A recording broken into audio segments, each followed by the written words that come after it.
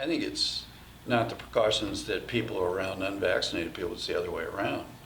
People who are unvaccinated need to worry about being out in public areas, and the mask, the new guidance issued by the CDC last Thursday, the 13th, stated that. They kind of gave everybody a free rein except for folks that are not fully vaccinated. By definition, it's 2 weeks after your second dose if you do 2-dose vaccine, or 2 weeks after a 1-dose like the Johnson. So those folks, and that and include kids, especially under 12, they're not going to be fully vaccinated. There's data that says, the latest blurb is that the kids, younger kids, probably won't get vaccinated, won't be able to get vaccinated until the end of the year. And that's too bad. But they need to do more testing and make sure it's okay. They say it's about 100% effective in younger kids, though. Yeah. Even better than you and me. So, but I think the people that are unvaccinated need to be worried about being out. Masks don't protect them a lot, but they might protect others if they happen to be contagious and don't know it. And that's why we've worn masks all the time. So. Yeah, I think it's important for people to realize that there's still a number of people being hospitalized with COVID. COVID is still a serious disease, and I think, if you look at the state of Indiana, last week the Indiana Hospital Association, spread some data around showing of those people hospitalized, it's like 99.8, 99.9% have not been vaccinated. Those are the people in the hospital. The positive cases in Indiana, of the positive cases, 99.3% of them are unvaccinated people, and that's since January. Right. And the ratio, the chances of being hospitalized, fully vaccinated is 1 in 50,000, unvaccinated is 1 in 5,000, according to the latest data from the ISDH or IDOH. And I know our hospice team, like Dr. Zietlow, they continue to have to take care of some very sick people. Oh yeah. Because of COVID. Are you keeping up with it pretty well now as far as bed situation and capacity and things like that? Well, I'll tell you, we're not overwhelmed with COVID patients, but I will say that I think a lot of people put their care off. So I can tell you this week, every hospital in the area was on diversion. You couldn't get a bed at one of the tertiary systems. Now, people with serious issues, other issues, were afraid to get out, and so they delayed appropriate care. Yeah, I can tell you that the month of April was probably the busiest April that we've had in the hospital in years. Wow.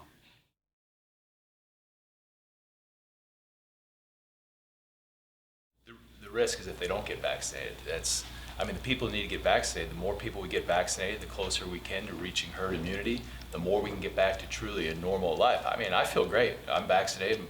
My 14-year-old daughter got her first shot this week. Good. And I look forward to being able to travel like normal, go places like normal as a family again. I think the big risk is the unknown. The vaccines, look at the hundreds of thousands of or millions of doses that have been given, and with great success and a lot of great data that shows it's very effective, very safe. Sure, you get reports of trouble, but they're very rare. And the risk of COVID is real. It's real. And some of my own family has long-term, what they call it, the long COVID. I think they put other long terms haul. on it now, but yeah. And it's really not something you want to mess with. Even if you're young and healthy, it's bad news. You just don't. I've heard of people in their 40s needing a lung transplant who were perfectly healthy before the COVID. All kinds of awful stories.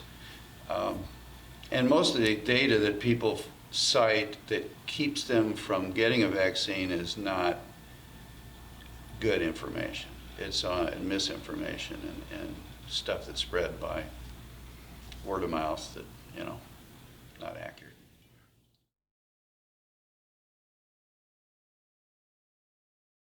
Yes. The dynamics of who we admit for COVID has changed somewhat. We're seeing a shift of younger people, and of course, like you said, mostly unvaccinated. We at our Johnson Memorial don't admit pediatric cases, so I don't have a specific number for pediatrics, but across the country, the reported numbers of pediatric hospitalizations is not great. So a lot of young people, adolescents, are not necessarily as symptomatic, but those that do become symptomatic, that have that the immune response, the overactive immune response, they get sick in a hurry. and it takes a long time to recover. But as far as what we're seeing for technically adult patients, it used to be the elderly, and now we're seeing middle-aged to even younger adults coming in with prolonged, protracted symptoms and illnesses. And when they leave the hospital, they're not even close to what they were before they had COVID. So there's a lot of long-term, quote, long hauler sequela or symptoms that they're going to struggle or suffer with. But it's really fascinating. We've learned so much and experienced so much. It's been such a learning curve over the past 1+ years since this started and hit us.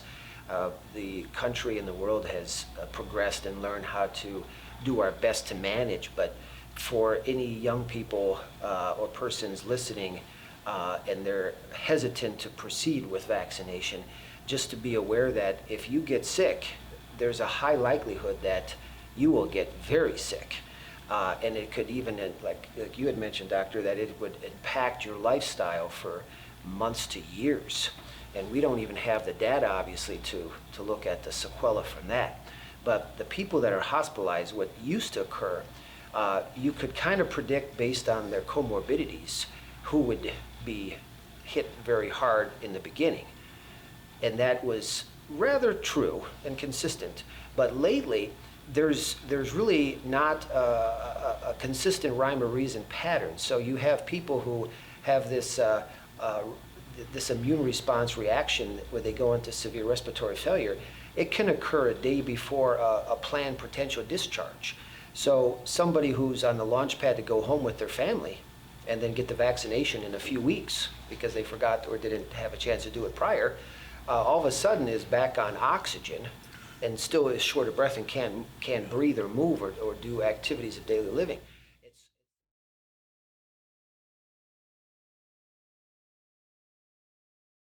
Honestly, we don't have direct ability to check for the variants.